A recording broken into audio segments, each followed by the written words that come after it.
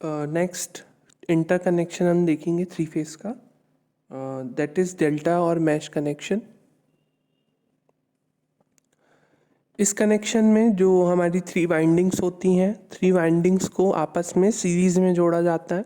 Series में इस प्रकार से जोड़ा जाता है कि एक ये क्लोज मैश बनाती है। इस कारण से हम इसे डेल्टा और मैश कनेक्शन कहते हैं। और इस तरह के सिस्टम में अगर सिस्टम हमारा बैलेंस्ड है तो जो ईएमएफ तीनों वोल्टेजेस में जो इस मैश में जो तीनों वाइंडिंग का जो ईएमएफ होगा उसका हम समेशन लेंगे तो वो इक्वल टू होगा ज़ीरो के। इसे हम three phase three wire system भी कहते हैं। जैसे हमने स्टार कनेक्शन को कहा था three phase four wire system, ऐसे डेल्टा को हम बोलते हैं three phase three wire system. अब इसमें भी हम फेस करेंट्स, लाइन करेंट्स और फेस वोल्टेजेस और लाइन वोल्टेजेस में क्या रिलेशन होता है उसे स्थापित करेंगे। अब जैसे कि तीनों फेज़ है हमारे आर वाई बी, तीनों फेज़ के बीच में मैंने आपको बताया है दो लाइन के बीच का voltage line to line voltage और लाइन वोल्टेज कहलाता है, that is V R Y. और आर बी के बीच का वी बी आर और वाई बी के बीच का वी वाई बी। तो ये हमारे सारे क्या है, लाइन वोल्टेजेस। अब यहाँ पर आप देख रहे होंगे कि जो हमारे अब ये हमारे लाइन वोल्टेजेस हो गए, वी आर वाई है, वी बी आर और वी वाई बी, है ना। अब आप देखो कि आर और वाई जो हमारी लाइन है उसके बीच में एक फेज वाइंडिंग कनेक्टेड है, ये वाली, है ना। वैसे इस प्रकार से आर और बी के बीच में ये वाली फेज वाइंडिंग कनेक्टेड है, वाई और बी के बीच में ये वाली फेज वाइंडिंग कनेक्टेड है। तो किन्हीं भी दो लाइन के बीच में एक फेज वाइंडिंग इस प्रकार से जुड़ी हुई है। तो जो हमारा वी आर वाई वोल्टेज होगा वही इस फेज वाइंडिंग का वोल्टेज होगा, जो वी बी आर वोल्टेज होगा वही इस फेज वाइंडिंग का वोल्टेज होगा, और जो वी वाई बी होगा वही इस फेज वाइंडिंग का वोल्टेज होगा। तो कहने का मतलब ये है कि यहाँ पे जो लाइन वोल्टेजेस हैं वो फेज वोल्टेजेस के बराबर रहेंगे। तो इस प्रकार से जो डेल्टा कनेक्शन में, जैसे हमने प्रीवियस केस में स्टार कनेक्शन में हमने कहा था लाइन करंट और फेज करंट्स क्या थे, सेम थे, क्योंकि एक फेज वाइंडिंग जो है वो लाइन से सीरीज कनेक्टेड होती थी, तो वहाँ पे line current phase current same होते थे। इसी प्रकार से यहाँ पे दो लाइन के बीच में एक फेज वाइंडिंग जुड़ी हुई होगी, इसके कारण से जो हमारा लाइन टू लाइन वोल्टेज होगा वो फेज वोल्टेज के बराबर होगा।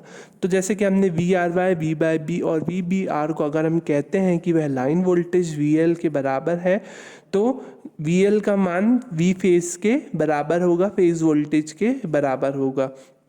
तो ये रिलेशन आता है लाइन वोल्टेज और फेज वोल्टेज के बीच में अगर हम डेल्टा कनेक्टेड वाइंडिंग यूज़ करते हैं।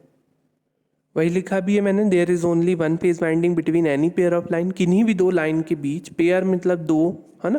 तो किन्हीं भी दो लाइन के बीच एक फेज वाइंडिंग जुड़ी हुई है और ये डेल्टा कनेक्शन है, तो जो वोल्टेज होगा उस पेयर ऑफ लाइन के बीच में वो उस फेज वाइंडिंग जो उससे कनेक्टेड होगी उसके फेज वोल्टेज के बराबर होगा जिन दो लाइन के बीच में वह जुड़ी होगी। अब इसके बाद हम लाइन करेंट्स और फेज करंट के बीच में करेंट रिलेशन स्टेब्लिश करेंगे। अब इन्हें स्टेब्लिश करने के लिए हम फेज़र डायग्राम, वेक्टर डायग्राम हम यहाँ पे बनाएंगे। तो जो ईच लाइन में जो करंट होगा वो वेक्टर डिफरेंस होगा दो फेज करंट्स का, जिस लाइन से जो धारा प्रवाहित हो रही है। जैसे कि देख सकते हैं हम, ये वाली लाइन देखो, है ना, आर वाली लाइन। अब इसमें आई आर करेंट यहाँ पर है और ये क्या है, आई बी करंट यहाँ पे, है ना। तो अब हमारा जो करंट जनरेशन है, अब देखो इससे बाहर की तरफ ही होना चाहिए, यहाँ पे भी आई बी यहाँ जो है बाहर की तरफ होना चाहिए और आई बाई भी हमारा बाहर की तरफ होना चाहिए, क्योंकि ईएमएफ जनरेट होगा जिससे करंट फ्लो होगा और current directly three phase load पे जाएगा। तो यहाँ पर भी तीनों फेज करंट जो है हम इस तरीके से करंट की डायरेक्शंस दिखाएंगे।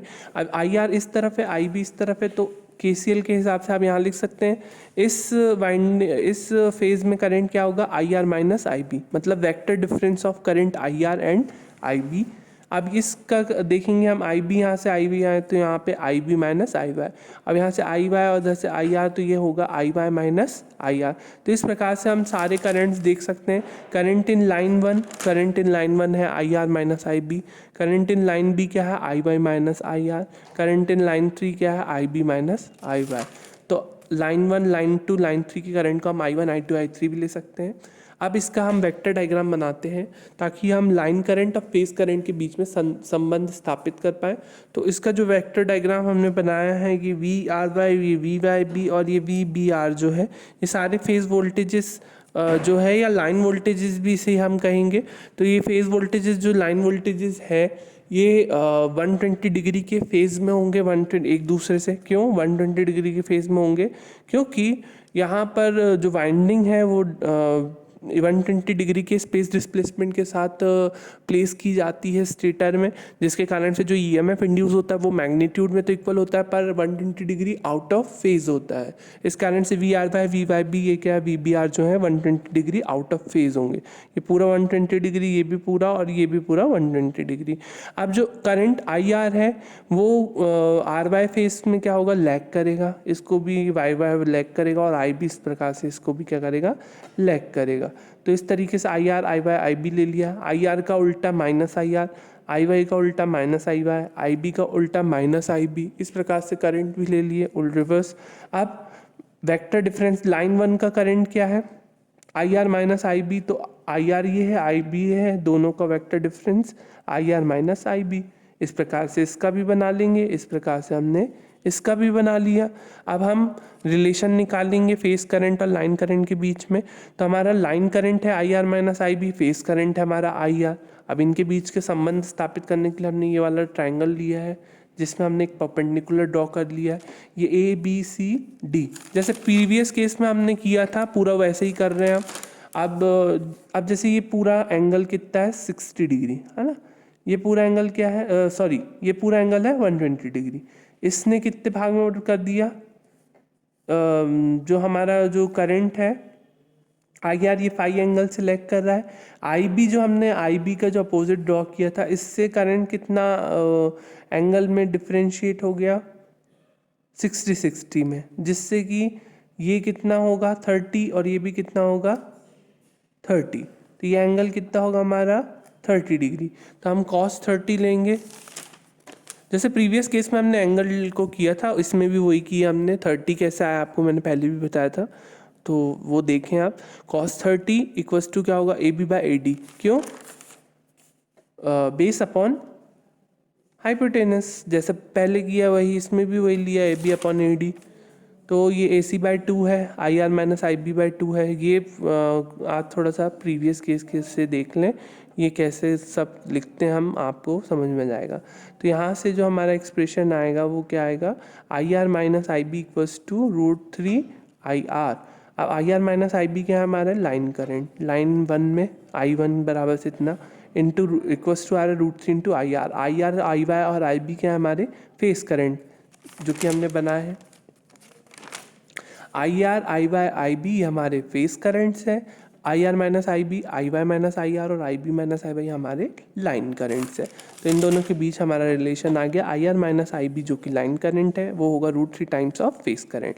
तो प्रत्येक लाइन में हम लिख सकते हैं I2 का करंट है वो भी √3 आई फेस आएगा और वो भी √3 आई फेस आएगा। तो कुल मिला के जो I1 I2 I3 क्या है हमारे लाइन करंट IL, जिसको हम लिखेंगे ये √3 आई फेस मतलब √3 आई वाई और ये √3 आई बी भी लिख सकते हैं। तो आई फेस को हमने मान लिया उसको, तो आई एल बराबर से क्या आ रहा है हमारा relation √3 into I face.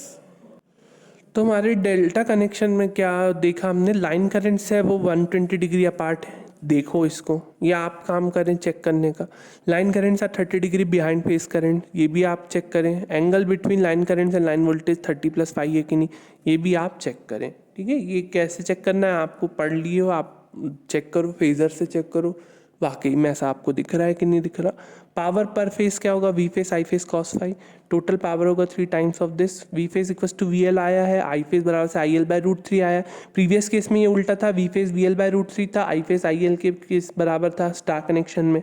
Delta connection में ये होता है P equals to √3 V L I L cos phi होगा वॉट्स में, Q equals to √3 V L sine phi होगा। रिएक्टिव पावर एपरेंट पावर ये होगी प्रीवियस केस के जैसे ही, पूरा एवरेज यही सब वैल्यूज होंगी। फेजर से चेक कर ले, लाइन करंट जो है ये देखो, लाइन करंट्स ये है और ये है, ये भी 120 डिग्री डिस्प्लेसमेंट के साथ है। लाइन करंट जो है वो फेस करंट से 30 डिग्री लैग पे, या हम फेस करंट बोल सकते हैं 30 डिग्री आगे हर केस में वही होगा, है ना। और उसके बाद 30+5 एंगल किसके बीच में, लाइन करंट और लाइन वोल्टेज के बीच का अगर हम एंगल देखें तो वो 30+5 हो। लाइन करंट लाइन वोल्टेज या फेज़ वोल्टेज हम बोल सकते हैं, क्योंकि फेज़ वोल्टेज लाइन वोल्टेज यहाँ पे सेम है। तो लाइन करंट के बीच में और फेज़ वोल्टेज के बीच में 30+5 का एंगल है।